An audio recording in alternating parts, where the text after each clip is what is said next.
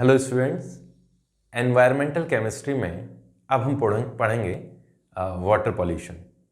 Last video lecture में मैं आप लोगों को वाटर पॉल्यूशन स्टार्ट कर चुका था। वाटर पॉल्यूशन क्या होता है उसके बारे में बता चुका हूँ। हालांकि इसके बारे में बताने की किसी को ज़रूरत नहीं है, सब समझते हैं पानी क्या काम आता है, और पानी को गंदा करोगे तो वो पॉल्यूटेड वाटर है। किस किस तरीके से गंदा हो रहा है उसको भी बताने की ज़रूरत नहीं है, आप भी देख रहे हो और सबको सब जगह दिखाई दे रहा है कि वाटर का किस तरह से पॉल्यूशन हो रहा है। वाटर को, नदियों को हम लोग किस तरीके से गंदा कर रहे हैं। वाटर पॉल्यूशन के जो कॉज हैं, मेन जो कॉज हैं वो है, एक तो केमिकल है जिसके बारे में लास्ट वीडियो लेक्चर में पढ़ा था, पैथोजेंस एंड ऑर्गेनिक वेस्ट। एक एक पॉइंट को लेते हैं।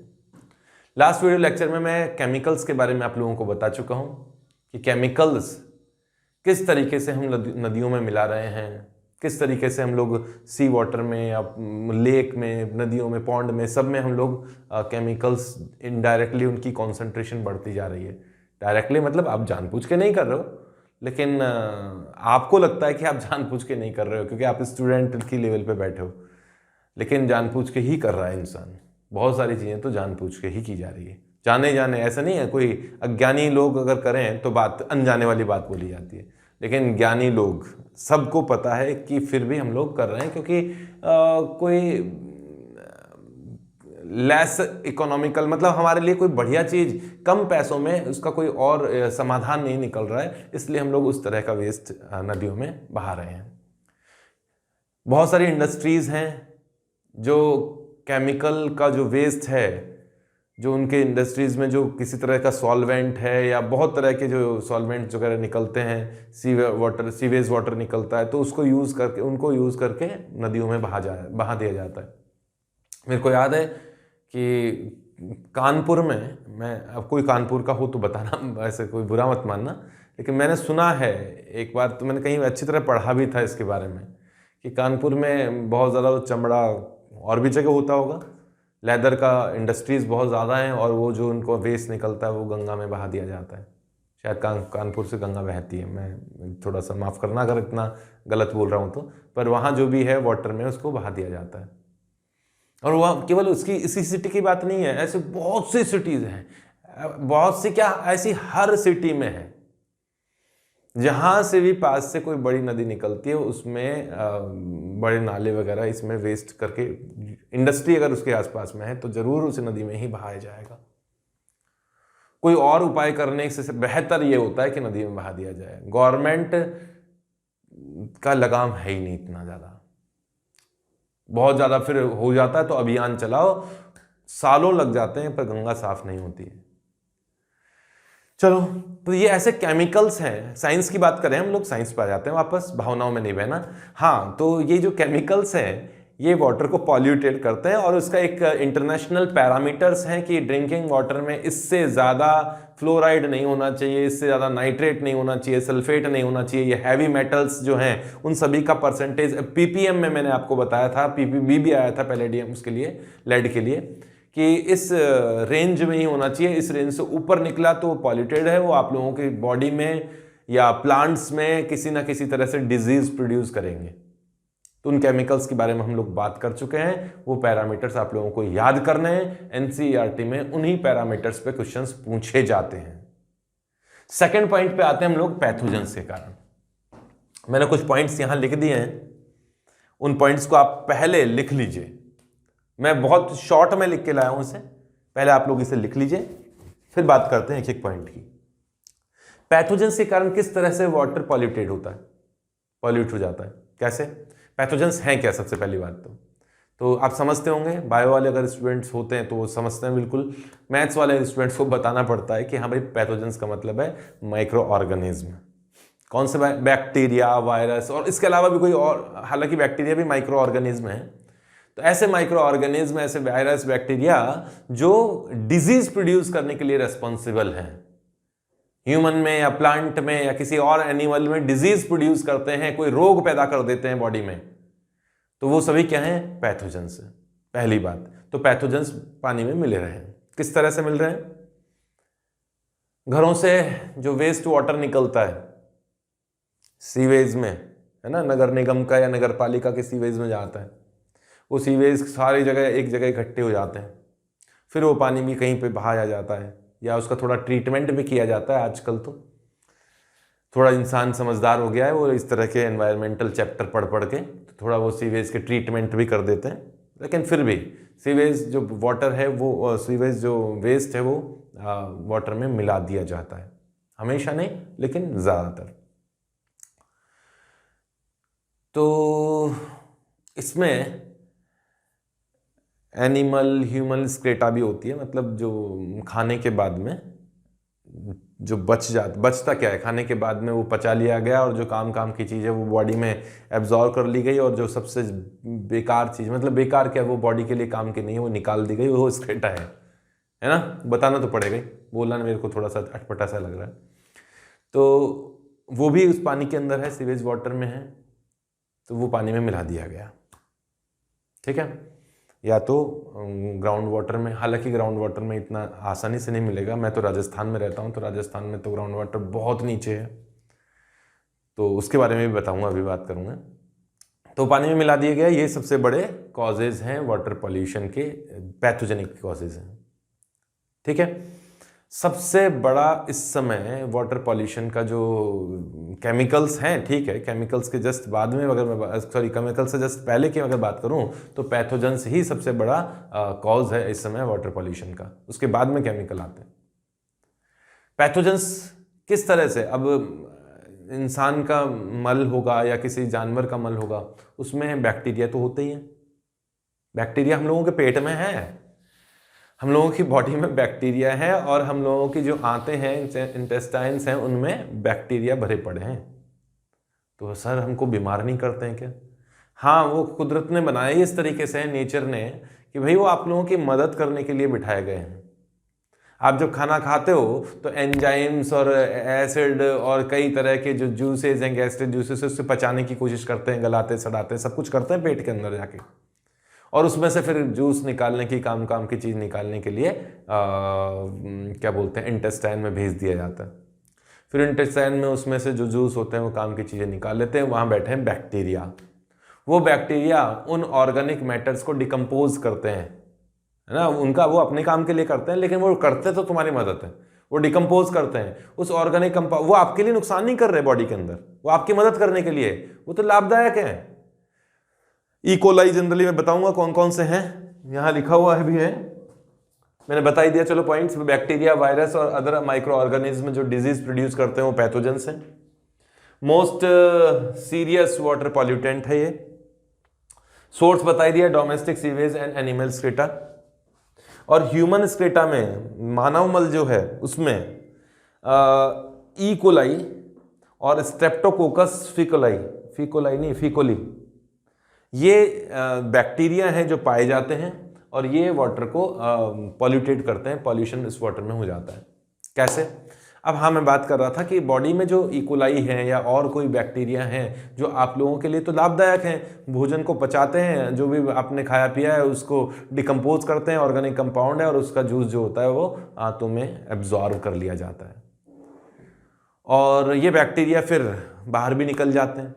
तो पहला क्वेश्चन ये आता है कि अगर हम लोगों के लिए जो बैक्टीरिया अच्छे हैं वो बाहर चला गया, पानी में मिल गया, तो भी बुरा कैसे हो गया? पानी के साथ हम लोगों की बॉडी में जाएगा तो अच्छा ही होना चाहिए।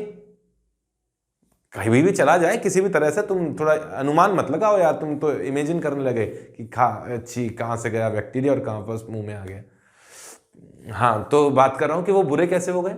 एक्चुअली क्या होता है कि बैक्टीरिया जो ग्रोथ है ना, वो उनकी लाइफ बहुत बड़ी नहीं होती है, लाइफ बहुत छोटी है उनकी।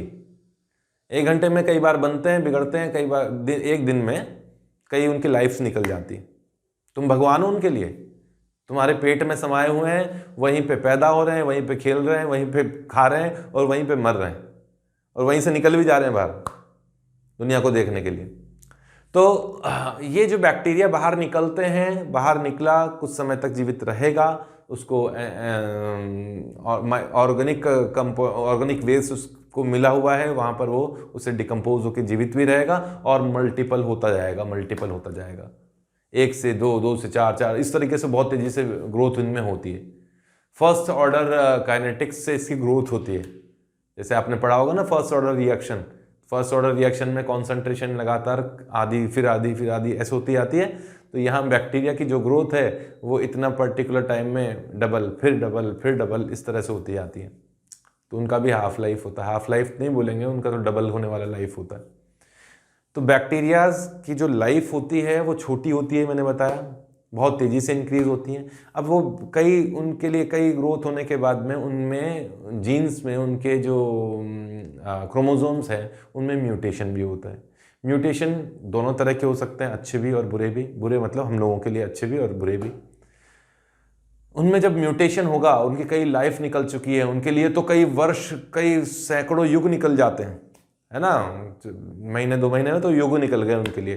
तो उनमें क्या होता है, म्यूटेशन होता है। वो म्यूटेशन नुकसान वाला भी हो सकता है, वो बेकार बैक्टीरिया बन गए। अब तक जो अच्छे लोग थे वो बेकार लोग नहीं, अच्छे बैक्टीरिया जो थे वो बेकार बैक्टीरिया बन चुके हैं। अब वो तुम्हारी बॉडी में जाएंगे तो डिजीज प्रोड्यूस करेंगे। जनरली पेट से रिलेटेड डिजीज प्रोड्यूस करते हैं।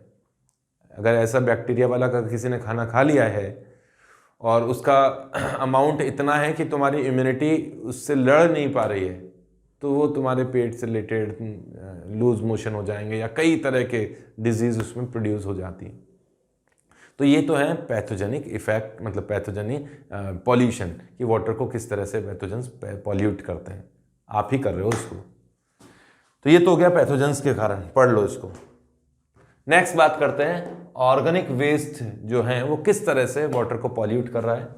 लिखो यहां तक। तो थर्ड पॉइंट लिखता हूं, ऑर्गेनिक वेस्ट।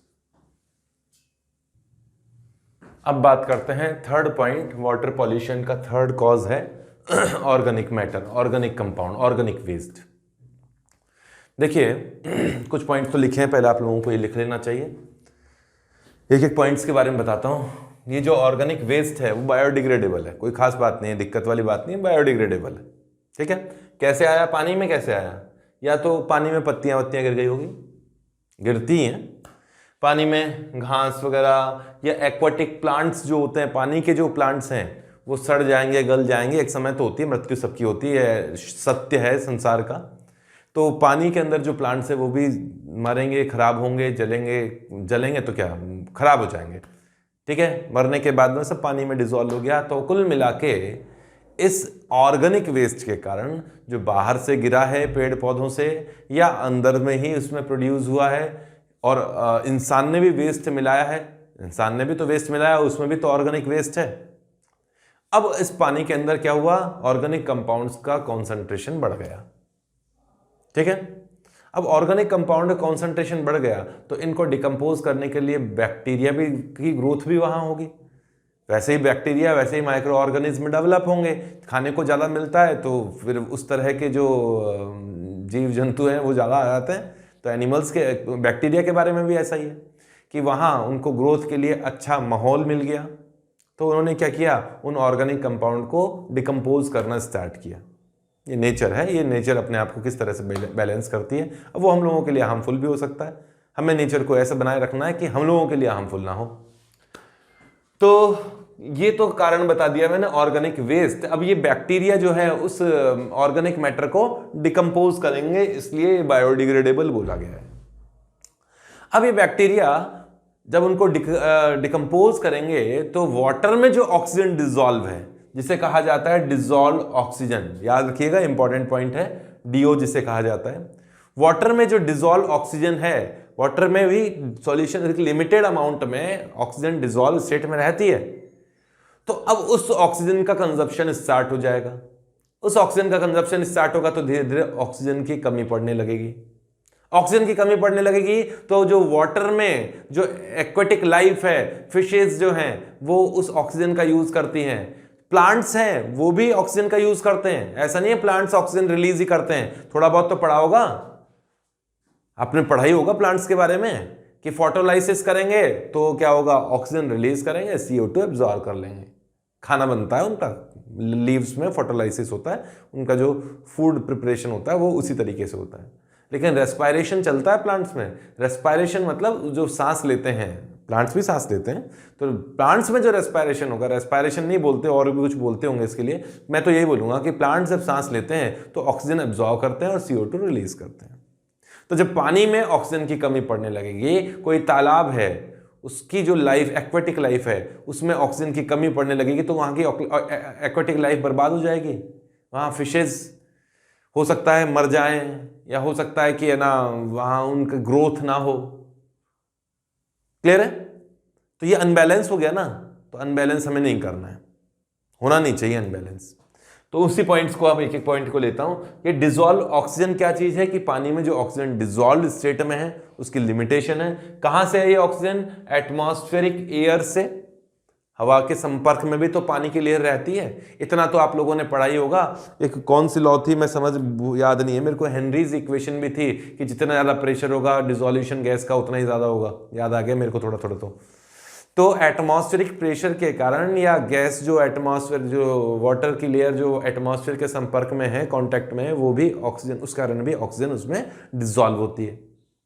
दूसरा, प्लांट्स है ना, पानी में प्लांट्स भी तो होंगे, कोई तालाब है उसमें प्लांट्स वगैरह भी होंगे, एल्गी होगी या कोई और होंगे, और भी तरह का हाइड्रीला वगैरह होते हैं पानी के अंदर, मैं नाम नहीं जानता ज़्यादा। तो वो भी तो फोटोलाइसिस करेंगे दिन के टाइम फोटोलाइसिस करेंगे।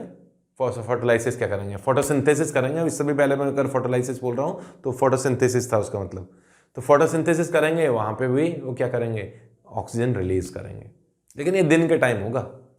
रात के टाइम तो ये भी जो प्लांट्स हैं वो भी रात के टाइम रेस्पिरेशन तो करते ही हैं। रेस्पिरेशन तो दिन और रात दोनों तरफ चलता है। फोटोलाइसिस केवल दिन में चलता है, सूर्य के प्रकाश की प्रेजेंस में चलता है, वो आप थोड़ा बहुत समझते हैं। तो रात को तो वो भी क्या करेंगे? ऑक्सीजन का कंजप्शन ज़्यादा करेंगे और ऑक्सीजन रिलीज तो करेंगे नहीं। तो रात को तो जो एक्वेटिक प्लांट्स है ना वो भी डिसॉल्व ऑक्सीजन को कम कर देते हैं रात के टाइम में। ठीक है, तो ये मैंने कहा कि डीओ जो है वो बहुत इंपॉर्टेंट है एक्वेटिक लाइफ के लिए, आप लोग समझ ही गए होंगे।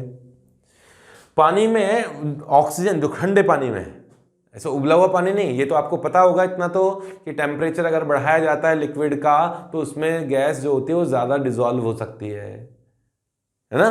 तो नॉर्मल जो पानी होता है, जो नेचर में जो पानी होता है, उसमें 10 ppm से ज़्यादा वाटर, मतलब 10 ppm से ज़्यादा ऑक्सीजन डिसॉल्व नहीं हो सकती, उसकी लिमिट है।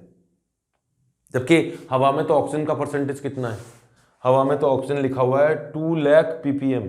2 लाख ppm का मतलब 2 लाख पार्ट पर मिलियन। पार्ट पर मिलियन का मतलब हो गया 10 लाख में कितना है?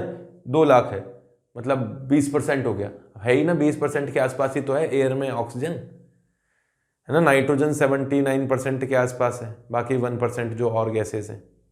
ठीक है, तो करीबन 20% के आसपास जो एयर में ऑक्सीजन है वो वाटर में नेग्लिजिबल होती है, बहुत कम होती है, लेकिन वहां की जो लाइफ है वो उसी से काम चलाती है। आपने कई बार देखा होगा, कुछ मछलियां हैं, छोटी छोटी फिशेज हैं, कहीं देख पाए हो तो उनके गिल्स होते हैं, मुंह में से वो पानी अंदर लेती रहती है, बार बार मुंह खोलती रहती है वो, आपने कभी देखा होगा तो। एक्वेरियम में मुंह खोलती हैं, पानी अंदर लेती हैं और गिल्स से बाहर निकालती हैं, अंदर लेती हैं, गिल्स से बाहर निकालती है, प्रोसेस लगातार चलता रहता है। और अंदर होता क्या है कि वो जो पानी अंदर लिया गया है उसमें जो भी ऑक्सीजन थी उसको यूज कर लिया गया, गिल्स से पानी को वापस बाहर निकाल दिया गया। ये प्रोसेस चलता रहता है। अगर पानी में ऑक्सीजन ना हो तो वो मर जाएंगी। हाँ, तो बात चल रही थी कि 10 ppm से ज़्यादा पानी में ऑक्सीजन डिसॉल्व नहीं हो सकती। ये डीओ की वैल्यू इतनी होती है, याद रखना है, पूछा जा सकता है। यही पॉइंट्स हैं, इस तरह के पॉइंट्स पूछे जाते हैं एनसीईआरटी के। नेक्स्ट लिखा हुआ है कि लार्ज अमाउंट में, ये मैंने बता दिया है कि बैक्टीरिया की पॉपुलेशन अगर बहुत ज़्यादा बढ़ेगी, ऑर्गेनिक मैटर आपने बढ़ा दिया, उस ऑर्गेनिक वेस्ट आपने बढ़ा दिया पानी के अंदर, तो ऑर्गेनिक जो बैक्टीरिया वो डेवलप होंगे, डिकम्पोज करने के लिए ऑक्सीजन का कंजप्शन ज़्यादा करेंगे, वाटर में जो ऑक्सीजन है उसका कंजप्शन ज़्यादा करेंगे, तो डीओ की वैल्यू डिक्रीज होती जाएगी। अगर डीओ की वैल्यू 6 ppm से डिक्रीज हो गई तो जो फिशेज हैं वहाँ इनहिबिट हो जाती है, रुक जाती है, मतलब उनकी ग्रोथ नहीं होती है। वहाँ पानी में अगर 6 से भी कम, अगर ppm से भी कम अगर डीओ की वैल्यू हो गई तो फिर मछलियाँ वहाँ पे पैदा भी नहीं हो पाती है और फिर मरी जाएंगी कुछ दिन में। ये तो सिचुएशन है। अब उसके आगे की सिचुएशन क्या है कि ऑक्सीजन बिल्कुल खत्म हो गई, तब क्या होगा वो मैं लिखता हूं। यहां तक तो लिख लो आप लोग, फटाफट कंप्लीट करो इसे,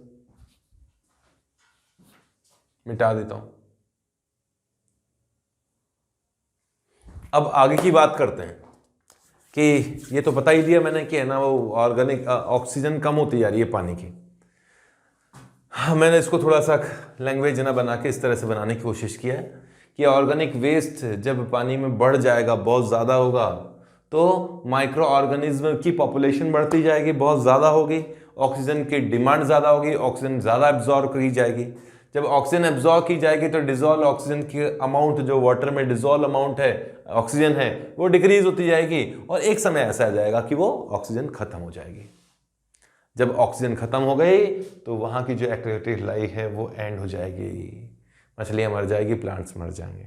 ठीक है, अब कौन, अभी भी मैटर, तो वो जो ऑर्गेनिक मैटर है वो पानी में ही पड़ा है, अभी भी बात खत्म नहीं हुई है। अब कौन एक्टिव होंगे, वो bacteria, anaerobic bacteria, anaerobic bacteria produce होंगे। प्रोड्यूस क्या होंगे, एक्टिव होंगे।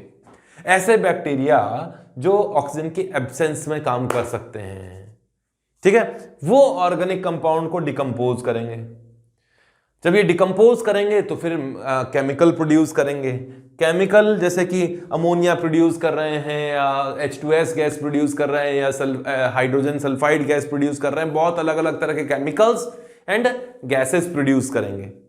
तो वहां से बदबू आना स्टार्ट हो जाएगी। पानी में जो बदबू आती है वो इसी कारण से होती है। बदबूदार पानी में ऑक्सीजन नहीं है, वो सब खत्म हो चुकी है, माइक्रो ऑर्गेनिज्म उन्होंने यूज कर लिए, थोड़ा थोड़ा एटमॉस्फेयर से आती हैं, वो कंजप्शन की जाती है, आती हैं, खत्म कर दी जाती हैं। अब ये जो सड़ा हुआ पानी है अगर तुम्हारे पेट में जाएगा, है ना, तो क्या होगा, बहुत बढ़िया होगा तुम्हारी हेल्थ के लिए, समझ गए होंगे। तो वो तुम्हारी हेल्थ को नुकसान पहुंचाएगा, किसी भी एनिमल की बॉडी में जाएगा तो उसको नुकसान पहुंचाएगा।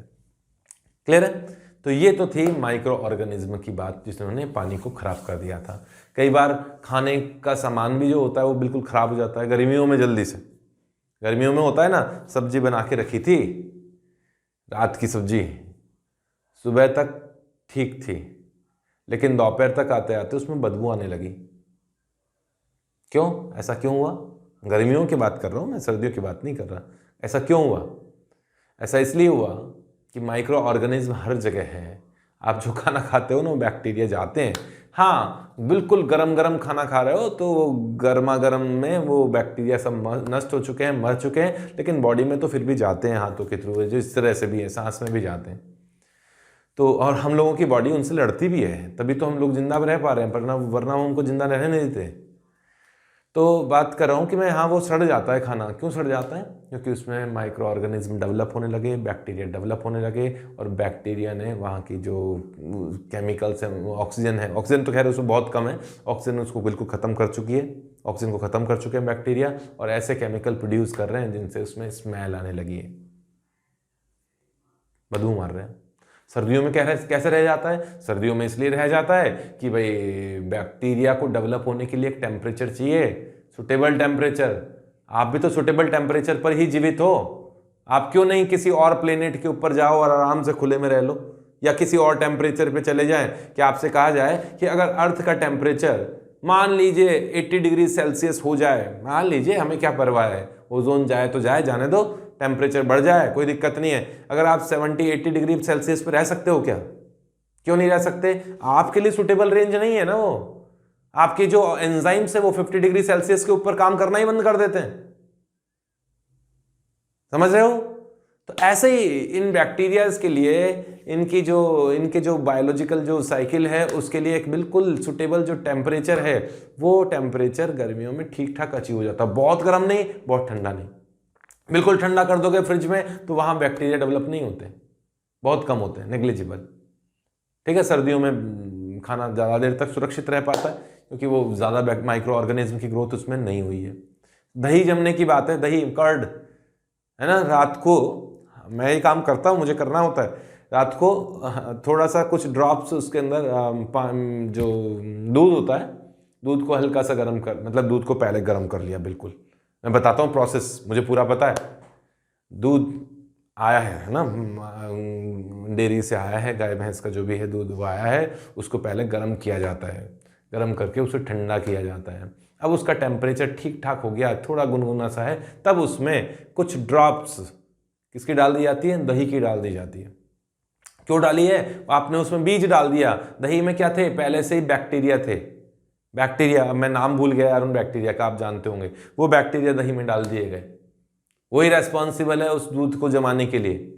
रात भर रख दिया गया, गर्मियों के टाइम में रात भर रख दिया गया ठीक ठाक उसे, तो वो माइक्रो ऑर्गेनिज्म उसमें डेवलप होते गए, मतलब अच्छे वाले बैक्टीरिया हैं उसमें डेवलप होते गए, ढक के रखना है, और वो 1 से 2, 2 से 4, 4 से 5 अपनी पॉपुलेशन, अपनी जनसंख्या बढ़ाते गए और दही जम गया। जो भी प्रोसेस है वो पूरे प्रोसेस के बारे में बात नहीं करेंगे। लेकिन ठंडी में वो ग्रोथ थोड़ी कम होती है, तो सुबह दही अच्छी तरह से नहीं जम पाता मतलब वो अच्छी तरह हमारे खाने लायक नहीं बन पाता है। हम उन बैक्टीरिया को खा के बड़े खुश होते हैं क्योंकि वो नुकसान नहीं करते। चलो, बात चल रही थी वो माइक्रो ऑर्गेनिज्म ने सब कुछ नष्ट कर दिया और खाने को और पानी को सब कुछ सड़ा दिया। ऐसे काम करते हैं, इनसे बचना चाहिए। अब बीओडी की बात करते हैं। बीओडी एक टर्म है जो कि इसके ऊपर क्वेश्चंस बनते हैं, ये टर्म ध्यान रखिएगा। BOD, biochemical oxygen demand. Oxygen की डिमांड कौन कर रहे हैं? बैक्टीरिया, उस ऑर्गेनिक मैटर को कंज्यूम करने के लिए, खत्म करने के लिए।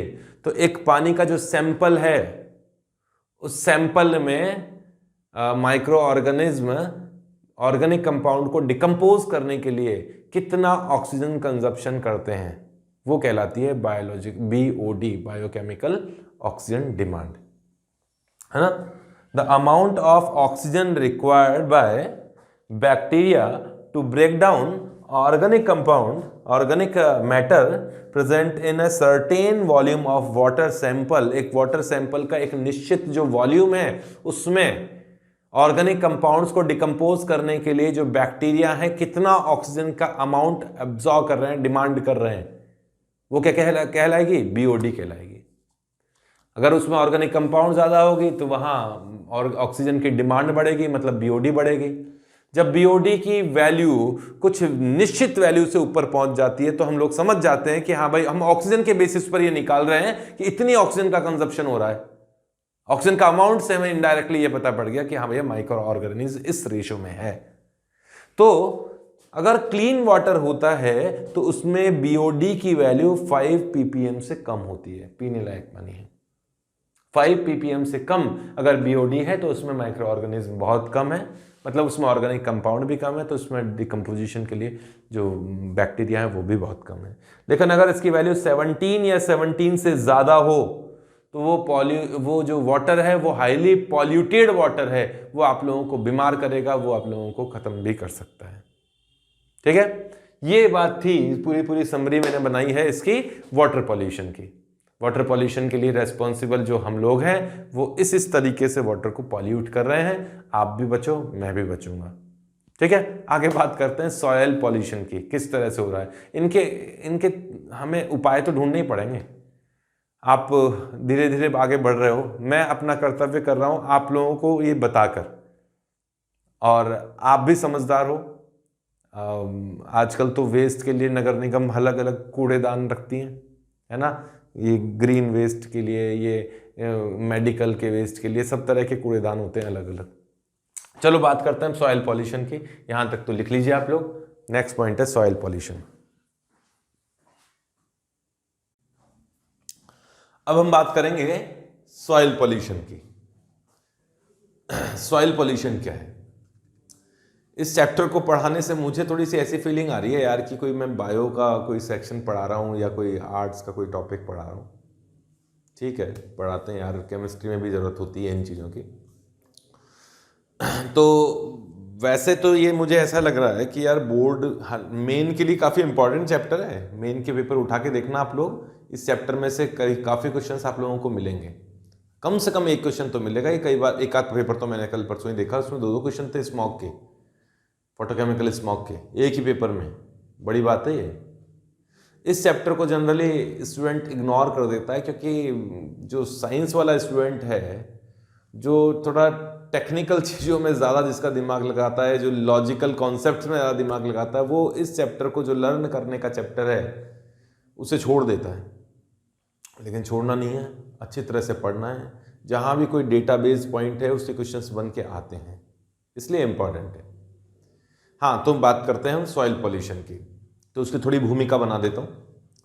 देखो, इंडिया, हमारा जो भारत देश है, वो सारा का सारा जो है मेजर जो पोर्शन है वो एग्रीकल्चर बेस्ड इकोनॉमी है हम लोगों की। आप बचपन से पढ़ते आ रहे होंगे कि हम लोगों की जो 70% पॉपुलेशन है वो गांवों में बसती है, विलेजेस में बसती है। मैंने भी बचपन में पढ़ा था, आज पता नहीं वो 70% रही है कि नहीं रही है, 65 रह गई होगी। लेकिन एक बहुत बड़ा जो मेजर पॉपुलेशन है वो गांव में है, विलेजेस में है। और उनका जो इकोनॉमी है, उनका जो भी रोजगार है वो सारा का सारा एग्रीकल्चर बेस्ड है। वो फार्मिंग से रिलेटेड हैं, डायरेक्ट और इनडायरेक्ट। ऐसे ही हम लोगों की इकोनॉमी भी है, ओवरऑल इकोनॉमी भी इसी तरह की है। हम एग्रीकल्चर पे बहुत ज़्यादा डिपेंडेंट है और होना ही चाहिए। ये एक बहुत मजबूत एक इकोनॉमी की निशानी होती है। कुछ कंट्रीज हैं जो टेक्नोलॉजी के मामले में बहुत आगे हैं। टेक्नोलॉजी मीन्स हो गया वो, चाहे वो कंप्यूटर की टेक्नोलॉजी में आगे हों, सॉफ्टवेयर में आगे हों या हार्डवेयर में आगे हों। कुछ ऐसी इंडस्ट्रीज लगा के बैठी हैं भैया, दुनिया भर को वो मशीन गन बेचती हैं। कोई तो प्लेन बना के बेच रहे हैं, जेट एयरप्लेन्स बना के बेच रहे हैं। हम लोग अभी तक इतने डेवलप नहीं हो पाए, लेकिन आज की डेट में हम लोग लगभग हर डायरेक्शन में आगे बढ़ रहे हैं। चाहे आप टेक्नोलॉजी के मामले में देख लीजिए, चाहे आप ये जो भी मैंने बात की, जो दो तीन मैंने ऐसी ब्रांचेस की बात की है, चाहे सॉफ्टवेयर की बात करो, चाहे हार्डवेयर की बात करो, सब डायरेक्शंस में हम लोग आगे बढ़ रहे हैं आज की डेट में। फिर भी हम लोगों का जो बेस है, जो इकोनॉमी का बेस है, वो तो एग्रीकल्चर है। जहां तक मेरे को याद है, मैं छोटी क्लास में था तो एक हरित क्रांति नाम से, ग्रीन रिवॉल्यूशन नाम से एक अलग से चैप्टर पढ़ा करते थे हम लोग। उसके बारे में मेरे को आपको कोई खास ज़्यादा पॉइंट्स याद नहीं है, पर ये मुझे याद है कि हरित क्रांति के टाइम, ग्रीन रिवॉल्यूशन के टाइम किस तरीके से प्रोडक्शन को, एग्रीकल्चर प्रोडक्शन को इंक्रीज करने पर बहुत ज़्यादा जोर दिया गया था। देखो, हम लोगों का जो मेन जो टारगेट है वो ये होता है कि हम ज़्यादा से ज़्यादा ज़मीन से ज़्यादा उपज प्राप्त कर सकें, ज़्यादा प्रोडक्शन कर सकें। तो अब प्रोडक्शन ज़्यादा करना है, मतलब क्रॉप्स ज़्यादा आपको चाहिए, तो उनके लिए जो नुकसानदायक है उन सारे फैक्टर्स को हटाने की कोशिश हमें करनी पड़ेगी, तभी ज़्यादा क्रॉप्स जो होगी वो अच्छा प्रोडक्ट्स दे पाएंगे। अब सबसे बड़ी मुसीबत जो होती है वो तो है, खैर बारिश से रिलेटेड है ही। मैं राजस्थान में हूँ तो इसलिए बोल रहा हूँ कि बारिश से रिलेटेड एक प्रॉब्लम तो रहती ही रहती है। पानी की एक बहुत बड़ी समस्या रहती है हम लोगों के यहाँ, तो राजस्थान में तो स्पेशली, और भी कई जगह होगी। लेकिन साथ के साथ अगर पानी इस तरह की क्रॉप्स भी यूज़ की जाती है, बना ली जाती है, मतलब क्रॉप्स का यूज़ कर रहे हैं हम लोग, प्रोडक्शन कर रहे हैं, जहाँ पर कम पानी में भी काम चल रहा है और जगह अच्छे पानी में भी क्रॉप्स होती हैं, उसी तरह की क्रॉप्स यूज़ की जाती है, उगाई जाती हैं। लेकिन क्रॉप्स के लिए इंसेक्ट्स या कुछ माइक्रो ऑर्गेनिज्म कुछ नुकसानदायक होते हैं जो प्रोडक्शन को इतना ज़्यादा बढ़ने नहीं देते हैं। तो उस केस में अब अच्छा, क्रॉप्स एक तो ये बात हो गई कि ना अच्छी आए, उपज अच्छी हो, बहुत ज़्यादा मिले, अनाज खूब पैदा हो। अब वो जो अनाज मिल भी गया तो उसको प्रोटेक्ट करके स्टोरेज करके भी रखना होता है ना, अगले सीजन के लिए या आने वाले कुछ महीनों के लिए। गवर्नमेंट और नॉन गवर्नमेंटल ऑर्गेनाइजेशंस ऐसी हैं जो को उस फूड को स्टोर करके रखने का काम करती हैं।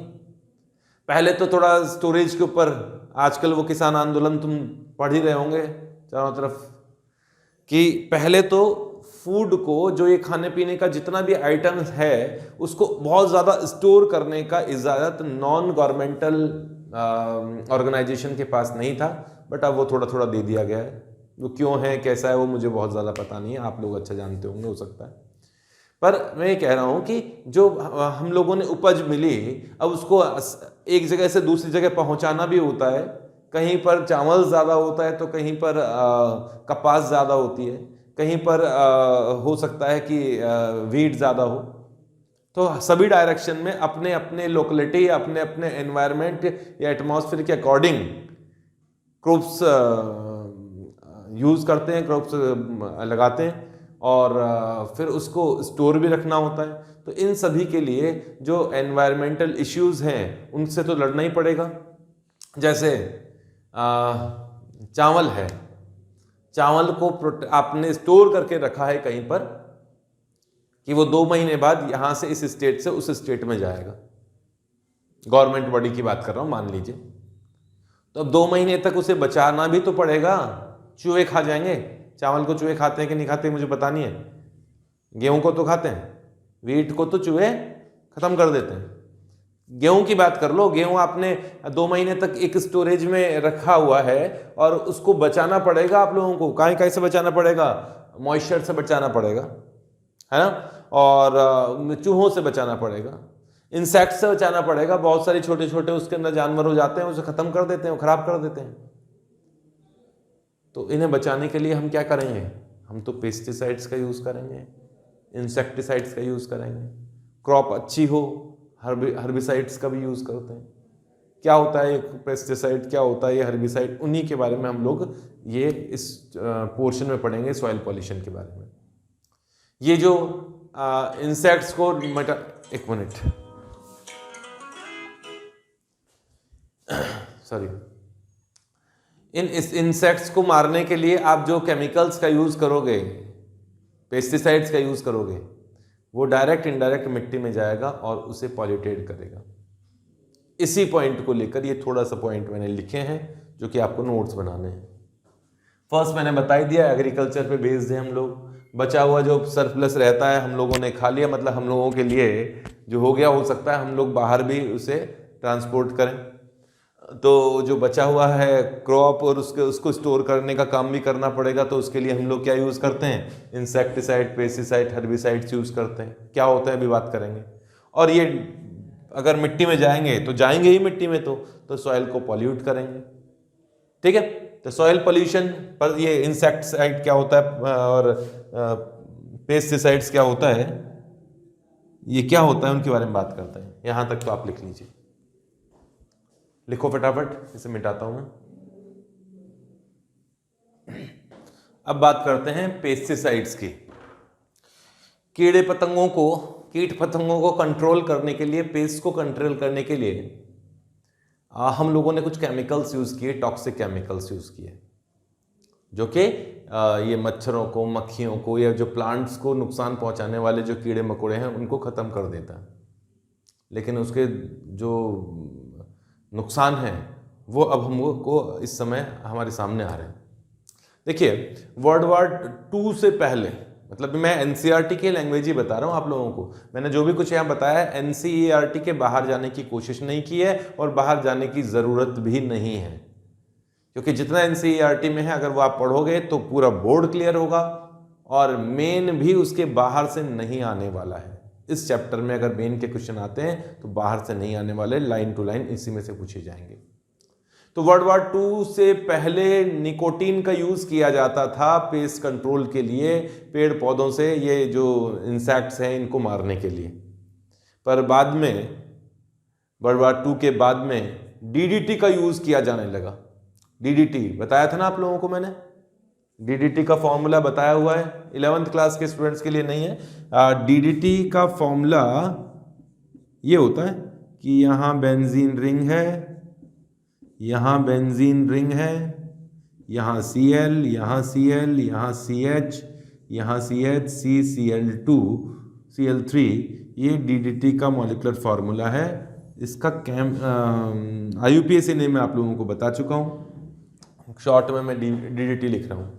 इसका यूज़ किया जाने लगा, मलेरिया को काफ़ी अच्छा कंट्रोल किया इसने, मच्छरों को मारने में। जहाँ भी छिड़काव करते हैं वहाँ मच्छर पैदा नहीं होते फिर। और क्रॉप्स पे भी इसका बहुत यूज़ किया गया, धड़ल्ले से यूज़ किया गया। इंडिया में भी काफ़ी धड़ल्ले तक, काफ़ी बाद तक इसका यूज़ किया जाता रहा। लेकिन बाद में जब इसके साइड इफ़ेक्ट्स क्या, इसके पोस्टीरियर इफ़ेक्ट्स जब सामने आए, क्योंकि ये नॉन बायोडिग्रेडेबल है, मिट्टी में मतलब वो पड़ा रहेगा, पानी में तो डिजॉल्व होते नहीं है, पड़ा रहेगा मिट्टी में, कई सालों तक पड़ा रहेगा और फिर दूसरी क्रॉप्स के साथ में जाएगा, तुम्हारे खाने में जाएगा तो तुम्हें डिजीज प्रोड्यूस करेगा, कार्सिनोजेनिक है, कैंसर प्रोड्यूस करता है। यूएस में मतलब इसके जो हार्मफुल इफेक्ट थे, इसको देखते हुए इसे काफ़ी पहले बैन कर दिया गया था, बहुत पहले। और जहाँ तक मुझे याद है, मैंने कहीं पढ़ा था, एग्जैक्ट मुझे याद नहीं है डेट, कि हम लोगों ने तो अभी इसको बंद किया है। ज़्यादा टाइम नहीं हुआ है, 20-30 साल पहले, बस ज़्यादा टाइम नहीं किया है ना। तो हम लोगों ने काफ़ी बाद तक इसका यूज़ किया, और जब सब लोगों ने बंद कर दिया है, सब लोगों ने बंद कर दिया, चलो अब भी हम भी बंद कर देते हैं। हम लोगों की पॉपुलेशन पे तो कोई इफेक्ट पड़ता नहीं है ना। हाँ, तो तुम समझना कि वर्ल्ड वार 2 के बाद में हम लोगों ने क्या किया, DDT का यूज़ किया, खूब किया। ग्रीन रिवॉल्यूशन के टाइम इसका खूब यूज़ किया, अच्छी पैदावार बढ़ाई, खूब लगा, वाह वाह खूब पैदावार हो रही है।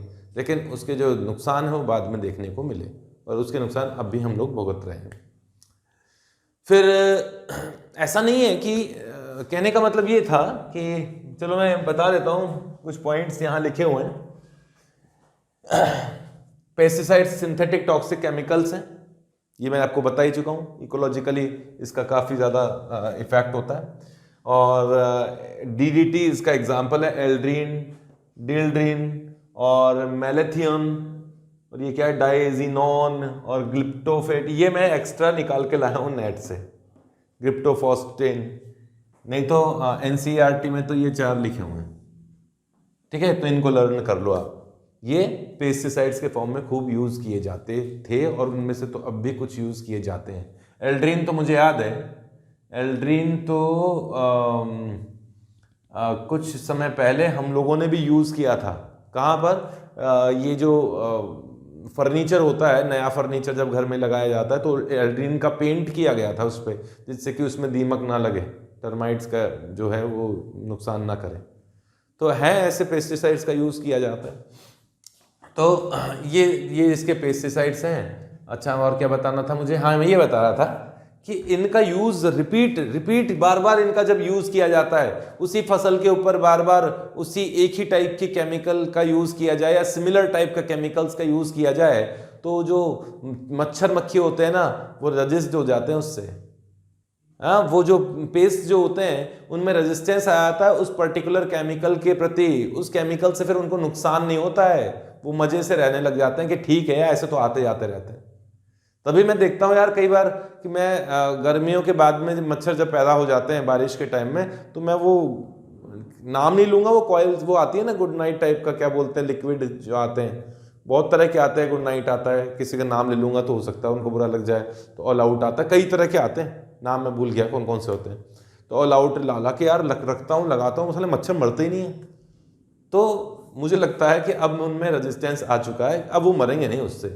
अब क्या करना पड़ेगा, जब उनमें रेजिस्टेंस आ चुका होगा तो और हायर कंसंट्रेशन का पेस्टिसाइड यूज करने पड़ेंगे, या फिर उन्हें चेंज करने पड़ेंगे, दूसरे पेस्टिसाइड यूज करने पड़ेंगे, या फिर उन्हीं पेस्टिसाइड्स में कोई दूसरे पेस्टिसाइड मिला के यूज करने पड़ेंगे। यही करना पड़ेगा। तो कुछ दिनों बाद में उनसे भी रेजिस्टेंस आ जाएगा उनमें, तो आप बढ़ाते जाओ, उनकी कंसंट्रेशन बढ़ाते जाओ, वो मरते जाएंगे, और बढ़ाते जाओ, मरते जाएंगे, और उसका दुष्परिणाम अब होगा सामने। ये जितने भी पेस्टिसाइड्स हैं, जितने भी ये केमिकल्स हम लोग यूज करते हैं, ये maximum most of water insoluble है, वाटर में डिसॉल्व नहीं होते हैं, नॉन बायोडिग्रेडेबल हैं, आसानी से खत्म नहीं होते हैं, माइक्रो ऑर्गेनिज्म इसे खत्म नहीं कर पाते हैं, कई सैकड़ों वर्षों तक भी हो सकते हैं, ये पड़े रह सकते हैं मिट्टी में, दशकों तक तो हो सकते हैं, डिकेड्स तक पड़े हैं, लेकिन सेंचुरीज तक भी वो पड़े हो सकते हैं, मिट्टी में पड़े रहेंगे। अब क्या होगा, मिट्टी में पड़े रहे, चलो ठीक है कोई दिक्कत नहीं है, मिट्टी में पड़े रहेंगे, फिर पानी के साथ में क्रॉप्स में जाएंगे, क्रॉप्स में जाएंगे तो उन क्रॉप्स का यूज़ हम भी करेंगे और छोटे मोटे कीट पतंगे भी करेंगे, उनको खाने वाले जानवर भी करेंगे। तो फूड चेन आप लोगों ने कभी पढ़ा होगा छोटी क्लासेस में कि है ना, जो प्राइमरी कंज्यूमर होता है, फिर सेकेंडरी होता है, टर्शरी होता है, ऐसे ऊपर टॉप पर तो जनरली इंसान ही होता है।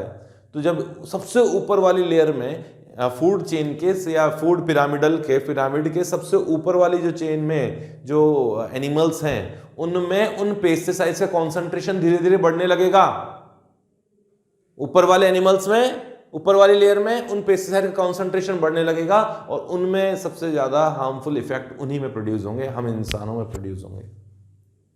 ये है इनके बारे में बात। तो मैंने सारे पॉइंट्स ले तो लिए, रिपीट यूज करोगे तो उनमें रेजिस्टेंस राइज होगा, ठीक है, ये मैंने बोल ही दिया है, आपको लिखना है। और most of pesticide water insoluble है, बायोडिग्रेडेबल नहीं है, नॉन बायोडिग्रेडेबल है। और increase concentration of higher layer of food chain, ये भी मैंने आपको बता दिया है। हाँ, ये तो ठीक है, कि फूड चेन में सबसे ज़्यादा हमें को नुकसान करेगा, लेकिन हम लोगों ने कुछ ऐसे, अब देखो ये कुछ पेस्टिसाइड ऐसे हैं जो लंबे समय तक पड़े रह सकते हैं, तो हम लोगों ने कुछ और पेस्टिसाइड ऐसे ढूंढ लिए हैं जो जल्दी से ख़त्म हो जाते हैं, बायोडिग्रेडेबल भी हैं, मोर बायोडिग्रेडेबल है और जल्दी से वो ख़त्म हो जाते हैं, उनका इफेक्ट ख़त्म हो जाता है।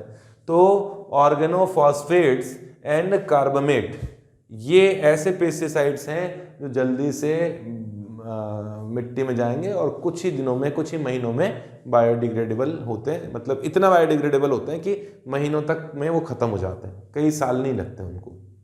लेकिन फिर भी ये हार्मफुल भी उतने ही ज़्यादा हैं, 1 महीने तक वो पड़े हैं और वो डायरेक्ट आपकी बॉडी में गए तो वो उतने ही ज़्यादा हार्मफुल भी होते हैं।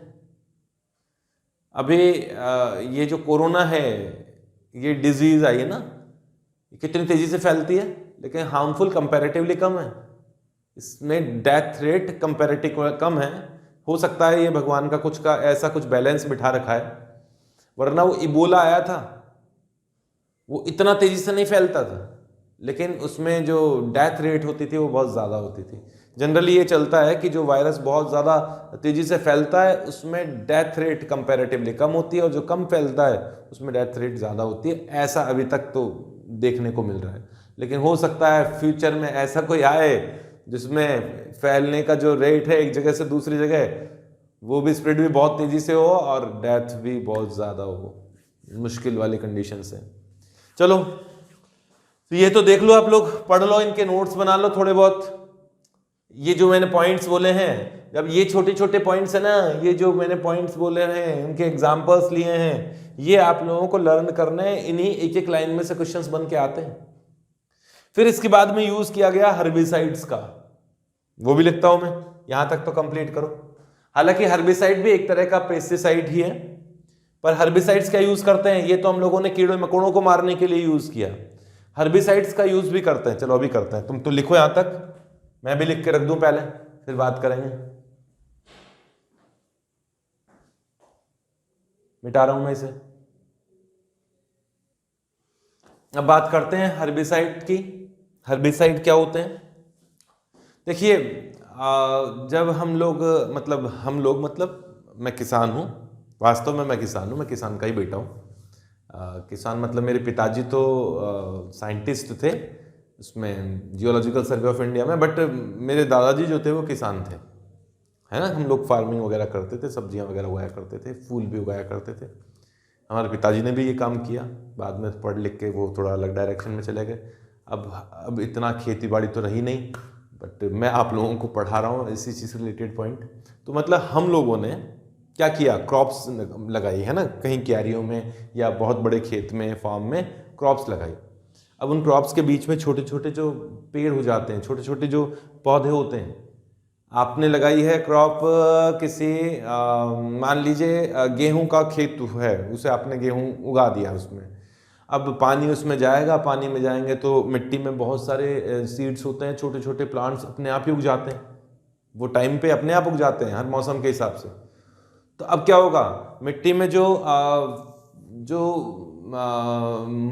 उसके मिनरल्स हैं और जो यूज़फुल जो चीज़ है जो कि उस क्रॉप में जानी चाहिए थी, क्रॉप का डेवलपमेंट अच्छा होगा, उसको वो प्लांट्स, उसको छोटे छोटे जो पौधे हो गए हैं जो अनवांटेड हैं, वो उस मिट्टी की सारी जो इम्पॉर्टेंट जो फर्टिलाइजिंग पावर है उसको ख़त्म करते जाएंगे। तो क्या होगा, वो क्रॉप थोड़ी कमज़ोर पैदा होगी, दाने अच्छे नहीं होंगे गेहूं के। तो क्या होता था पहले, तो क्या होता था कि पहले गेहूं लगाया गया, गेहूं लगाते ही बारिश पड़ी या पानी आया, पानी आने के बाद वो छोटे छोटे पौधे निकलते थे, उनको मैनुअली एक एक को बाहर निकाला जाता था, है ना, छोटे छोटों को ही निकाल दिया जाता था। फिर 1-2 बार और छोटे छोटे पौधों को बाहर निकाल दिया जाता था। पहले तो ये करना होता था, लेकिन उसमें कितना मैन पावर का यूज होता था, बहुत ज़्यादा। लेकिन ये है सबसे इफेक्टिव, ये काम सबसे ज़्यादा इफेक्टिव है। लेकिन जब प्रोडक्शन बहुत लार्ज स्केल पे करना पड़ा, और अब तो बहुत बड़ी बड़ी इंडस्ट्रीज भी आ गई है यहाँ पर, इंडिया में भी आने लगेंगी कुछ समय बाद में, है ना। अमेरिका का तो याद है कि हाँ वही यूएस की बात हम लोग ज़्यादा सुनते हैं कि वहाँ तो बड़ी कंपनीज हैं, बड़ा फार्म ले लेती हैं और वो अपने लेवल पर टारगेट लेकर और उसी टेक्निक के अकॉर्डिंग, उसी स्केल के अकॉर्डिंग फिर मशीनरीज का यूज़ करती हैं। तो आज जब बड़े स्केल पर हम लोग एग्रीकल्चर डेवलपमेंट की बात करते हैं, तो ये जो छोटे हब्स हैं उनको एक एक निकालने बैठोगे तो कितना मैन पावर का यूज़ होगा। तो इन्होंने क्या किया, इन्होंने मतलब हम लोगों के साइंटिस्ट लोगों ने, हम लोगों ने, इंसान ने क्या किया कि ऐसे केमिकल्स बना लिए कि ये जो छोटे हब्स हैं इन पे छिड़काव कर दो पूरे खेत पे, तो हम लोगों की जो क्रॉप है उसको तो नुकसान नहीं पहुंचेगा, लेकिन जो हर्ब्स हैं वो मर जाएंगे, क्योंकि वो स्पेशली इसी तरीके से उनको डिजाइन किया गया है उनके केमिकल्स के अकॉर्डिंग, उस हर्ब्स की केमिकल्स के अकॉर्डिंग कि उन्हीं के ऊपर जाएंगे तो वो सूख जाएंगे, खत्म हो जाएंगे। लेकिन जो क्रॉप है, जो आपने गेहूं उगाया है, उस पर नुकसान नहीं होगा। ये मतलब इसका डायरेक्ट फंडा है। लेकिन नुकसान तो कैसे नहीं होगा भाई, वो खत्म नहीं होगा, वो क्रॉप जो है वो खत्म नहीं होगी, लेकिन उस क्रॉप पर जो आपने छिड़काव किया है उस केमिकल का, वो काफ़ी दिनों तक बना रहेगा, और वो हो सकता है आप लोगों के शरीर में जाए, आपकी बॉडी में जाए। बॉडी में जाएगा तो है तो केमिकल ही, नुकसान तो करेगा ही। तो बहुत ज़्यादा हार्मफुल केमिकल्स ये होते हैं जिन्हें कहा जाता है हर्बिसाइड्स। ये भी लंबे समय तक मिट्टी में रह सकते हैं, और कुछ ऐसे भी डेवलप किए गए हैं जो कि थोड़ा शॉर्ट टर्म के लिए कुछ महीनों तक रहेंगे और ख़त्म हो जाएंगे।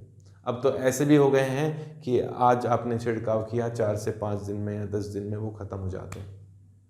लेकिन किसान को इतना नॉलेज नहीं होता है। एक बार तो मुझे याद है कि हमारे रिलेटिव में ही हैं, एग्जैक्ट मेरे फूफा जी लगा करते हैं दूर के, तो उन्होंने क्या किया कि खेती का काम है उनका, बहुत बड़ा फार्म है उनका, और जनरली सब्जी वगैरह का काफ़ी खेत उनका होता है।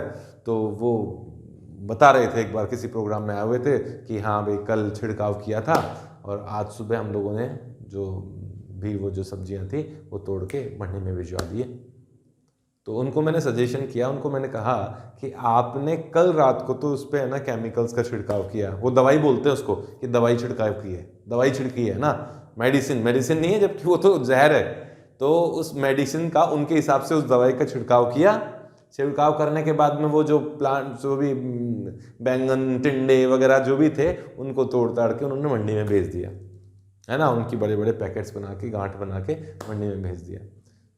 तो उन्होंने तो नहीं सोचा, पर हमें तो लगता है ना कि यार हम लोगों को ही तो खाने को मिलेगा, वो कैसा है।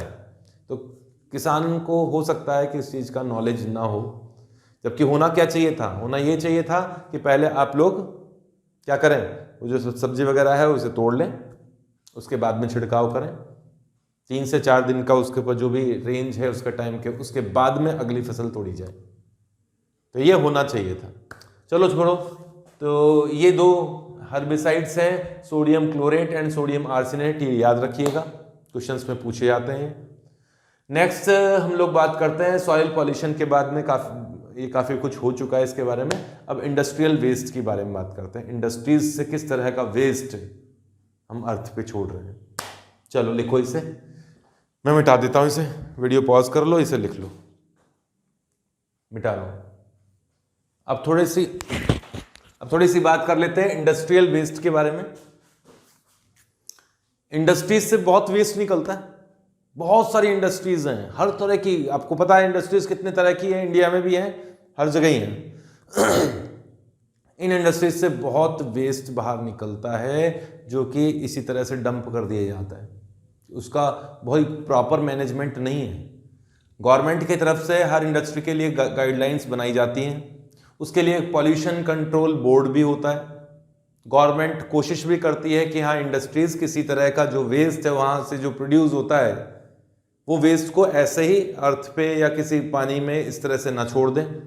पर आप समझते हैं कि आइडियल सिचुएशन तो कहीं हो नहीं सकती है, इंडस्ट्रीज पूरी तरह से उन गाइडलाइंस का फॉलो नहीं करती हैं, कुछ करती भी होंगी लेकिन फिर भी करने के बावजूद भी वो रहता तो अर्थ पे ही है।